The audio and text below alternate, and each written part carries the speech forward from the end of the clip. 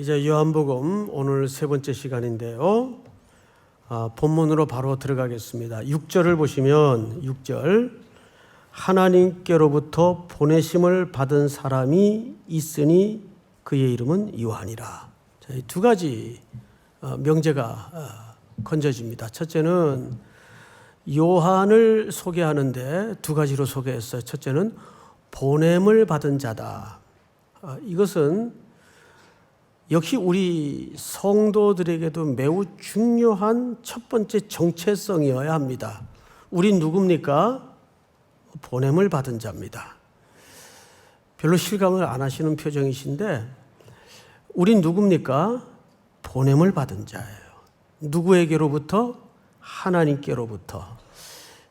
여러분, 이 인식이 얼마나 중요한가 하면 구약의 요셉 같은 경우에도 이 정체성에 눈 열어지기 전까지는 운명이 기구해서 팔려온 줄 알았고 재수가 없어서 끌려온 줄 알았어요. 애굽으로. 그런데 형들의 조아림을 보고서야 그는 이런 고백을 토해냅니다. 하나님께서 생명을 구원하시려고 당신들보다 앞서 나를 보내셨나이다. 그래서 보냄을 받았다는 인식에 눈이 열어졌어요. 하나님의 전체 그림을 보기 전까지는 그냥 여느 청년처럼 늘 절망이요, 답답함이요, 깜깜함이요, 나는 가방끈도 짧고 스펙도 모자라고 이런 운명인 줄 알았어요. 그런데 그 모든 인생의 곡절 하나하나가 하나님의 전체 섭리에 눈이 열어지니까 한 단어가 바뀌어요. 팔려온 게 아니라 보냄을 받은 자였구나. 여러분들은 누굽니까? 이 땅에 그냥 우연히 던져진 존재가 이 속에는 한 명도 없어요. 나는 누구이냐? 보냄을 받은 자예요. 자, 근데 문제는 그 다음입니다. 누구께로부터? 하나님께로부터. 그러니까 보냄을 받은 자가 강조점이 아니에요.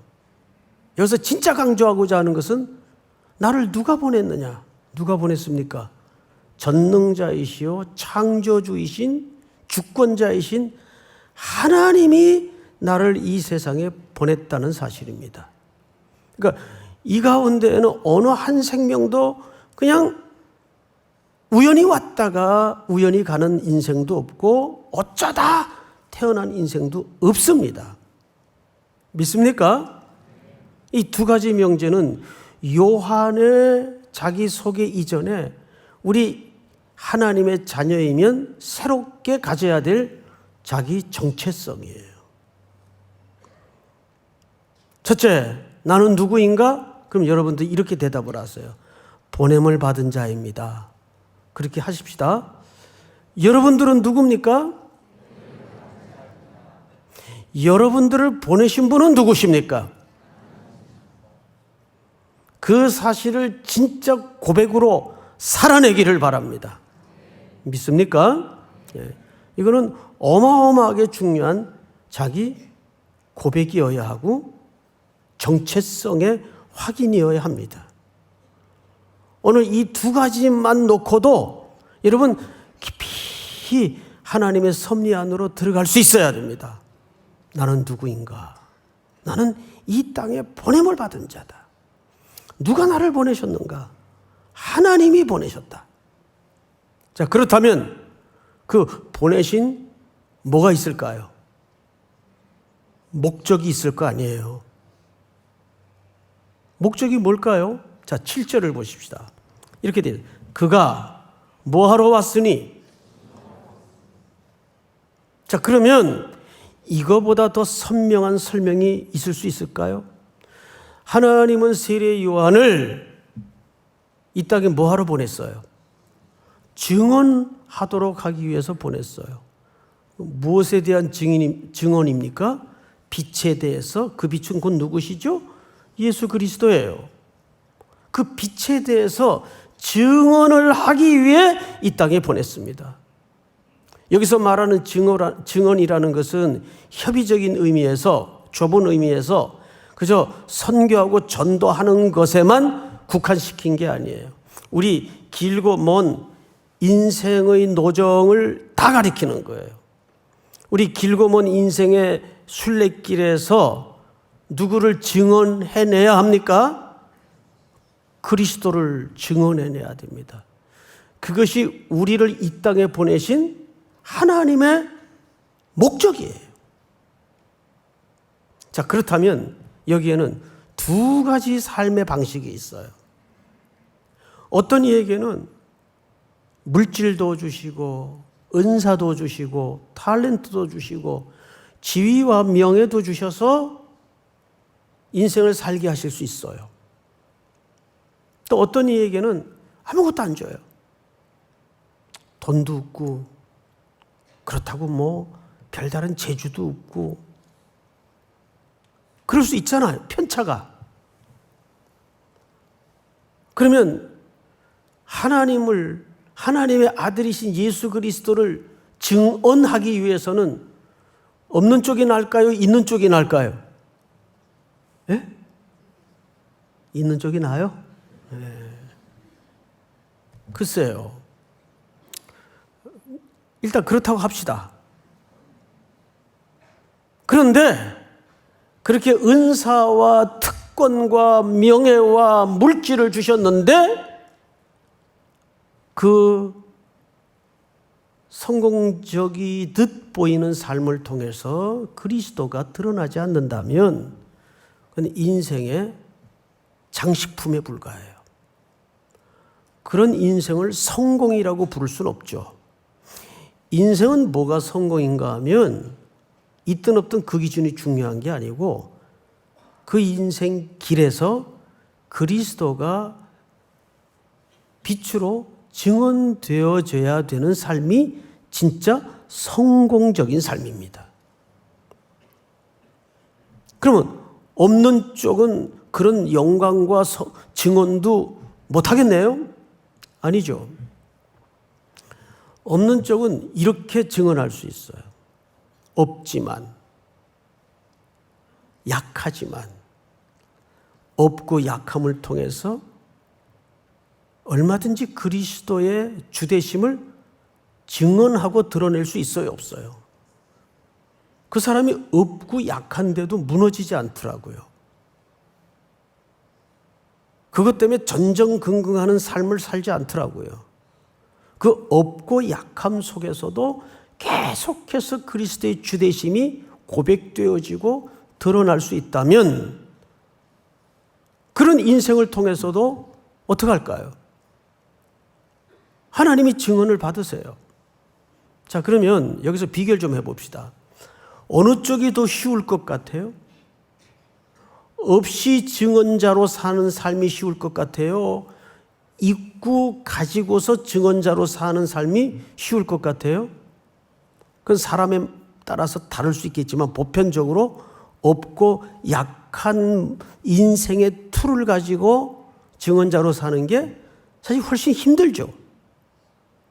그러면 하나님은 실력 있는 자에게 힘든 역할을 맡길까요? 실력 없는 자에게 힘든 역할을 맡길까요? 솔직히 대답해 보세요. 실력 있는 자에게 힘든 역할을 맡깁니다. 가만히 보면 집집마다 애들도 그래요. 어떤 엄마는 철딱서니 없이 와서 막 애들을 위해서 자랑을 해요. 우리 애는 공부도 잘하고 말도 잘 듣고 그냥 신앙생활도 잘하고 그만한 애들이 없다 그래요. 봐도 진짜 그래요. 근데 듣는데 좀 거북스럽죠. 그러면 그렇게 얘기를 합니다. 꼭. 근데 어머니 그런 자랑은 어디 가서 하지 마시고 나한테만 하세요. 원래 실력이 없는 엄마한테 괜찮은 애들을 맡기는 법이에요. 응? 실력이 있는 엄마한테는 험한 애들을 맡기는 법입니다. 이거는 이쪽을 위로하려고 하는 말이 절대 아니에요. 하나님은 공평합니다. 그러니까 인생도 그렇더라고요.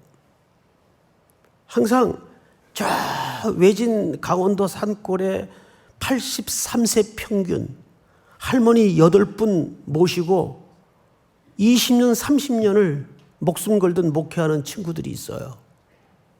그 아무나 할 수 있을 것 같아요? 송태현 같으면 어린 반푼어치도 없어요. 근데 실력 없는 사람들한테는 그렇게 어렵고 험한 사역을 안 맡깁니다. 실력이 되는 친구들한테 맡기는 거예요. 그러니까 우리는 자랑할 게 없어요. 은혜라는 단어 외에는 답이 없어요. 신앙이라는 게 원래.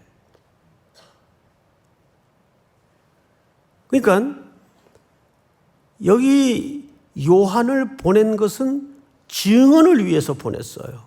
근데 증언의 방식은 다양하다고요. 전부 가지고 있어야만 증언자가 되는 건 아니에요. 없이 살아도, 누추하게 살아도, 약해도 그 약함을 통해서 그리스도를 그리스도로 드러낼 수가 있는 겁니다. 자, 그런데 성경을 좀 보십시다. 7절. 그가 증언하러 왔으니 곧 빛에 대하여 증언하고 모든 사람이 자기로 말미암아 믿게 하려 함이라. 여기 모든 사람이라는 표현이 있어요. 그러면 그 빛이 온 세상에 비치면 그 빛에 조명되어진 사람들은 다 구원을 얻는다는 얘기일까요? 이렇게 돼 있어요. 모든 사람이 자기로 말미암아 믿게 하려 함이라. 이게 목적이에요. 믿게 하려 하는 게 목적이에요. 그런데 이 말은 그러면 모든 사람이 구원을 얻는다는 얘기가 아니고 목적은 그건데 그 조명되어진 드러난 계시의 빛에 두 종류가 나누어진다고요. 어떤 이는 그 빛을 거부해요. 어떤 이는 그 빛을 받아들여요. 예수를 수십 년 믿어도 이 결론 앞에서는 경이로운 감격을 늘 가질 수밖에 없어요. 내가 어쩌다 예수를 믿게 됐나? 내가 어쩌다가 하나님을 나의 아버지로 고백할 수 있었고 그분을 창조주로 내 아버지로 내가 인지하고 고백할 수 있었을까? 믿어지는데 이해는 안 돼요. 솔직히 말해서. 그러니까 경이로운 감격밖에는 없어요. 우리는 여기서 칼빈이 말하는 선택의 교리가 아니라 성경이 말하는 선택의 교리 앞에 성경의 증언 앞에 입을 다물게 되는 거죠. 에베소서 2장 8, 9, 10절은 이렇게 증언합니다. 띄워주세요. 너희는 그 은혜에 의하여 믿음으로 말미암아. 그러니까 믿음은 뭐란 얘기입니까? 은혜란 얘기예요. 내가 믿은 게 아니에요. 내가 결단하고 내가 의지적으로 믿었다는 말이 아니고 하나님께서 죽어 있는 우리 영적인 데다가 선물을 주신 거예요. 선물을. 은혜로 말미암아 믿음으로 은혜에 의하여 믿음으로 말미암아 구원을 받았으니 이것은 너희에게서 난 것이 아니요 하나님의 뭐라? 선물이라. 여러분, 선물은 사랑해서 기뻐서 거저주는 게 선물이에요. 그런데 어떤 대가를 바라고 주는 건 뭐예요? 뇌물이에요. 그거는. 하나님이 우리한테 뇌물 줄 이유가 뭐가 있어요? 그렇잖아요. 모자람이 없고 완전하시고 전능하신 분이 행위에서 난 것이 아니니 이는 누구든지 뭐하지 못하게 함이라? 자랑하지 못하게 함이라. 그러니까 나는 믿었고 그래서 구원을 얻었고 너는 안 믿었고 그래서 지옥을 갔다, 이 논리가 아니란 말이에요. 그냥 자랑하지 못하게 하려고 우리에게 믿음의 은혜를 주셔서 구원이라는 선물을 허락해 주신 거예요. 다음 절 다 같이 시작. 우리는 그가 만드신 바라 그리스도 예수 안에서 선한 일을 위하여 지으심을 받은 자니 이 일은 하나님이 전에 예비하사 우리로 그 가운데서 행하게 하려 하심이니라. 아멘. 이렇듯 빛이 이 세상에 와서 온 세상을 두루 비추는 계시가 드러났어요.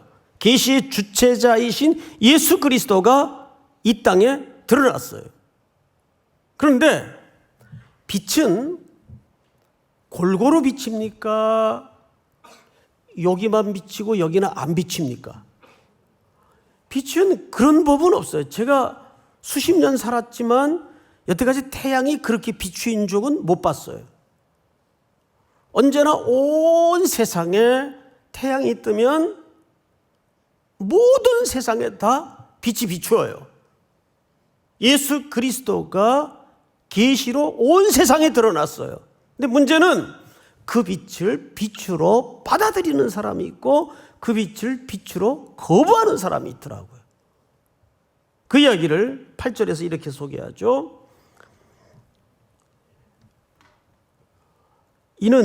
그는 이 빛이 아니요 이 빛에 대하여 증언하러 온 자라 참 빛 곧 세상에 와서 각 사람에게 비추는 빛이 있었나니 그가 세상에 계셨으며 세상은 그로 말미암아 지은 바 되었으되 세상이 그를 뭐하지 못하였고 알지 못하였고.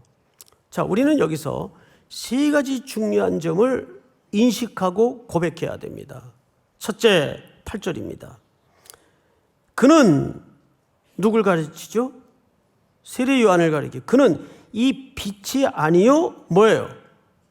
빛에 대하여 증언하러 온 자예요.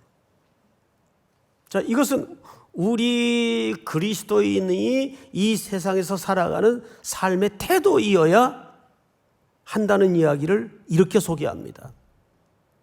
자, 가끔 가다가 자기가 빛의 노릇을 하는 사람이 있어요. 내가 좋은 부모 만나서 좋은 머리 받고 태어나서 내가 밤잠 안 자고 노력했기 때문에 이만한 결과가 나왔다.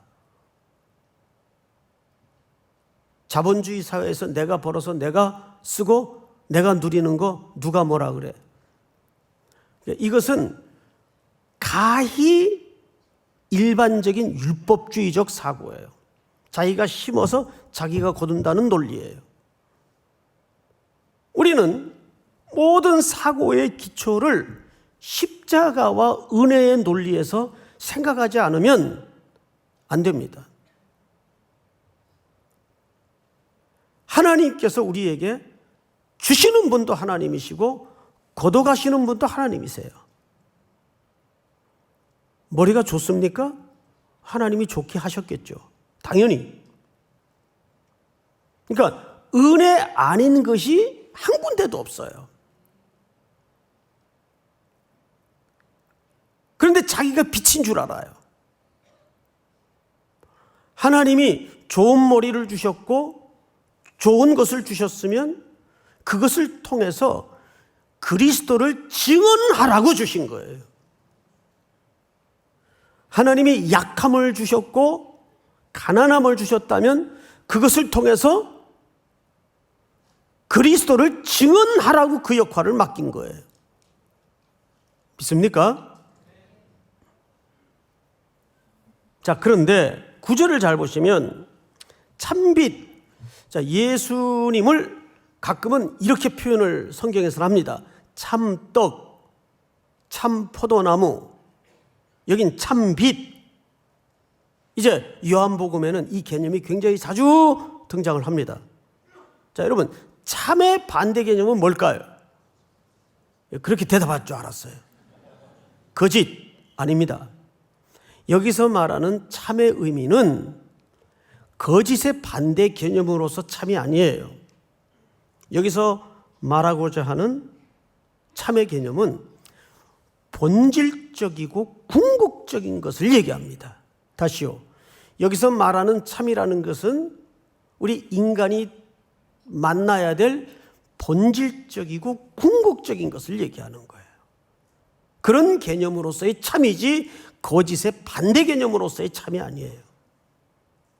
자, 그런데 문제는 그 참된 빛, 곧 세상에 와서 각 사람에게 비치는 빛이 있었는데 그가 세상에 계셨으며 세상은 그로 말미암아 지은 바 되었으되 세상에 그를 뭐하였다? 알지 못하였다. 이 알다라는 개념이 등장을 해요. 우리 앞서 시간에 로고스라는 배경에 대해 설명을 드릴 때 헬라적 배경만 담고 있는 것이 아니라 그 실질적인 내용은 어느 배경에서 왔다고요? 구약의 배경에서 왔다고요. 하나님께서 말씀으로 세상을 창조하셨고 하나님께서 말씀으로 우리를 언약하셨고 하나님께서 말씀으로 그것을 구원하셨어요. 자, 그런데 오늘 성경에 보니까 이렇게 되어 있어요. 세상이 그를 알지 못했다. 여기 알지 못했다라는 말은 그래서 정보의 개념이 아닙니다. 자, 문재인 대통령 다 알죠? 우리 대한민국 사람들이면 세계인들도 다 알고 뭐 인터넷 검색해 보면 그거의 출생서부터 좋아하는 음식까지 다 나와요. 아주 미주알 고주알 다 나와요. 그래서 우리가 그분을 아는 겁니까? 여기서 말하는 알미라는 것은 지식적인 정보의 개념을 말하는 것이 아니고 관계적 개념을 얘기하는 거예요. 여러분들이 문재인 대통령을 또는 저를 알려면 저하고 어떻게 해야 됩니까? 살아야 돼요. 한 집에서 먹고 자고 평소에 저 사람이 언제 신경질적이고 그리고 나를 어떻게 생각하고 어떻게 교제하고 이거 관계적인 걸 얘기하는 거예요. 마리아가 천사의 수태고지 앞에 유명한 고백을 하죠. 내가 사내를 알지 못하니. 그 남자가 어떻게 생겼는지 모른다는 얘기입니까? 그 얘기 아니잖아요. 거기서 말하는 알지 못한다는 말은 관계적 개념을 얘기하는 거 아니에요? 너희가 때가 오래므로 마땅히 선생이 되어야 할 터인데 아직도 말씀의 초보가 무엇인지 다시 누구에게 가르침을 받아야 할 자가 되었으니 이는 의의 말씀을 뭐하지 못한 자요? 경험하지 못한 자요. 바로 그 단어입니다. 경험하지 못한 자요. 부부가 살림을 살듯. 사랑하는 성도 여러분, 그런데 빛이 세상에 오셨는데 그 주인이 오셨는데 세상이 그를 알지 못했다는 말은 즉 거절했다 그 말이에요. 자, 다음 절을 한번 보실까요? 11절 다 같이 시작. 자기 땅에 오매 자기 백성이 영접하지 아니하였으나. 자, 알지 못했다는 말이 어디로 동의어로 확대됩니까? 영접하지 않았다. 환영하지 않고 수용하지 않고 받아들이지 않았다 그 말이에요. 거절했다 그 말이에요. 제가 요즘 여러분들에게 자주 여쭙는 질문 하나가 있어요. 사람들이 하나님을 무시하는 겁니까? 무지하는 겁니까? 무시하는 게 아니에요. 무지해서 무시하는 겁니다. 이 알지 못했다는 말은 무지한 거예요. 그러니까 이 무지함이 얼마나 무서운 죄인지 몰라요, 사람들이. 알지 못하는 게 죄예요. 다시 말해서 사람들은 왜 하나님을 무시하느냐? 모르니까. 그분이 전능하신 분인지 나를 위해 어떻게 사랑하시는지 독생자 예수 그리스도까지 십자가에 왜 내어놓으셨는지 이거 모르니까 무시하는 거예요. 에이, 하나님이 어디 있어? 이 광명천지에. 무지하니까 그 결과가 어떤 태도로 나오게 되는 거죠? 무시하는 거예요. 그래서 호세아가 뭐라 그랬어요? 우리가 여호와를 알자, 힘써 여호와를 알자. 하나님에 대해서 조사하라는 얘기입니까? 그 얘기 아니잖아요. 그럼 뭐 하라는 얘기예요? 그분 안으로 들어가라 그 말이에요. 그분과의 관계로 들어가라 그 말이에요. 그래서 요한복음에서는 믿음이라는 주제가 굉장히 많이 나올 겁니다. 앞으로. 내가 예수 그리스도를 영접한 것도 믿음인데, 물론 선물이지만 믿음인데, 그걸로 믿음이 다 완성이 되는 게 아니란 말이에요. 이제 그 믿음의 문을 넘어서서 더 깊은 믿음의 세계로 들어가야 돼요. 대문 지나면 내실로 들어가야 될 거 아니에요. 그런데 우리는 대문만 겨우 통과해 놓고 뭐라고 하고 있는 겁니까? 할렐루야. 너 대문 통과했어? 통과했지. 우린 동지야. 그걸로 끝나는 거예요. 홍해 건넜어? 건넜지.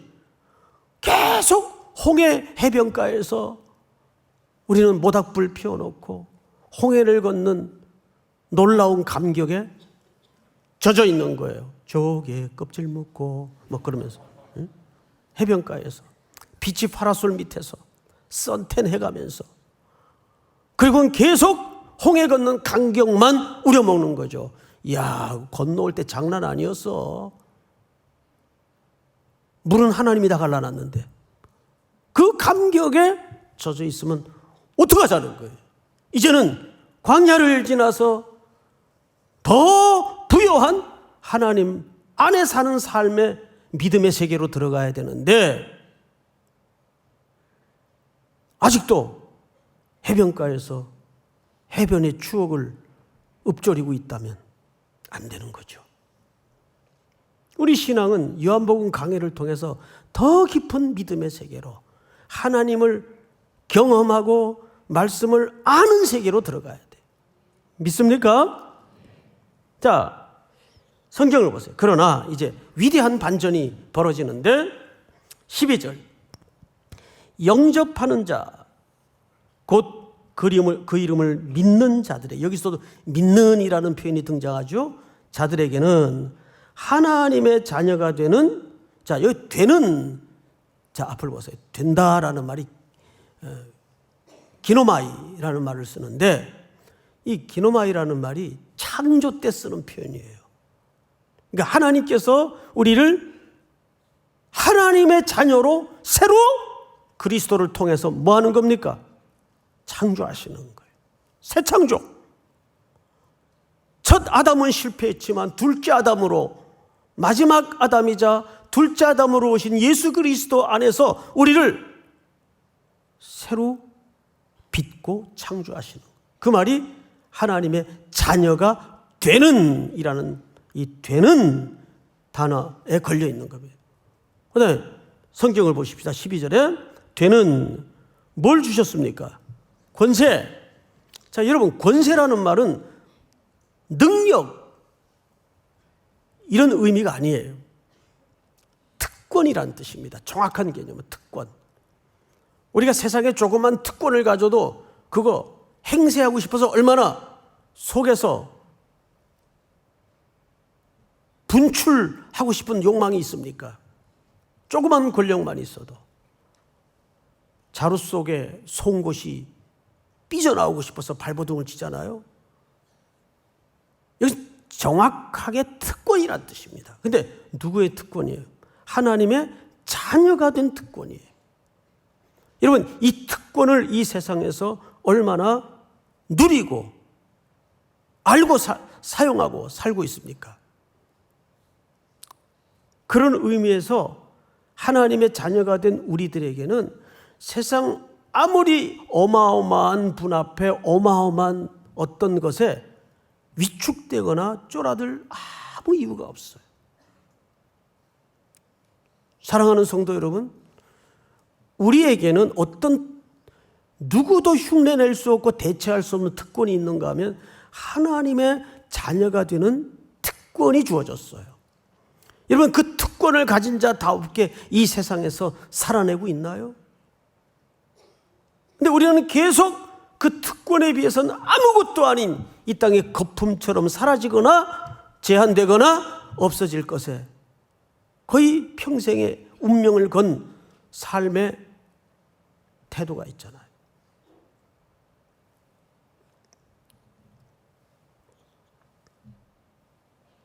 그 생각만 한번 해보십시오. 하나님의 자녀가 되는 특권.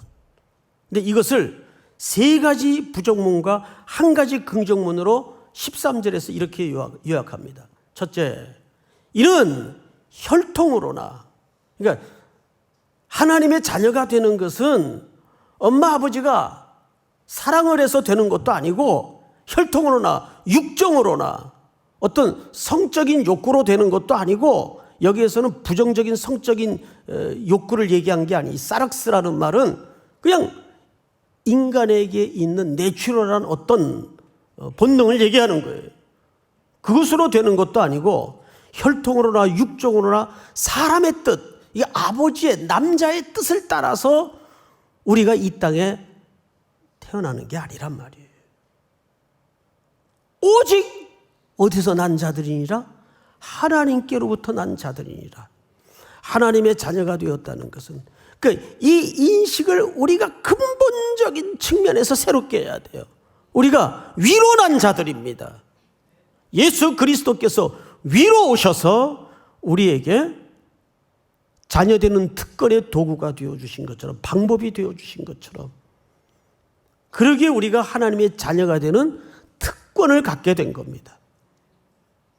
영접하는 자, 곧 그 이름을 믿는 자들에게는 하나님의 자녀가 되는 권세를 주셨으니 이는 혈통으로나 육정으로나 사람의 뜻으로 난 것이 아니요 오직 어디서 난 자들이니라? 하나님께서 난 자들이니라. 믿습니까?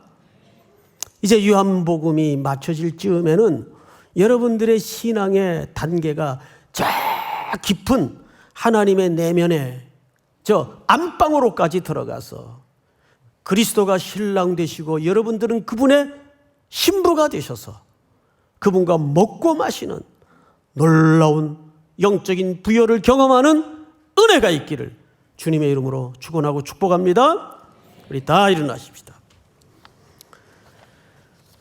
오직 예수뿐이네.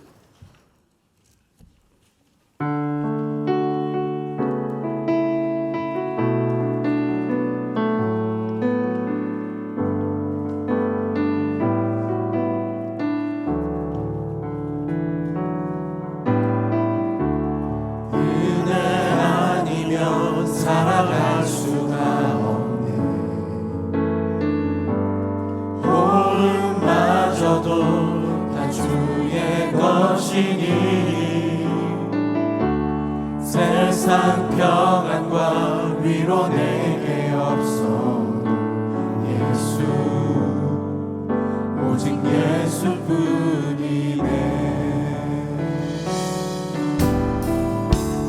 은혜 아니면 살아갈 수가 없네. 호흡마저도 다 주의 것이니 세상 평안과 위로 내게 없어도 예수 오직 예수뿐이네. 그 신계획 다 볼 수도 없고 작은 고난에 지쳐도 주께 묶인 나의 모든 삶 버티고 견디게 하시네. 은혜 아니면 살아갈 수가 없네. 나의 모든 것 다 주께 맡기니 참된 평안과 위로 내게 주신 주 예수 오직 예수뿐이네 그 신계획 다 볼 수도 없고 작은 곳 안에 지쳐도 주께 묶인 나의 모든 삶 버티고 견디게 하시네 그대 아니면 살아갈 수가 없네 나의 모든 것 다 주께 맡기니 참된 평안과 위로 내게 주신 주 예수 오직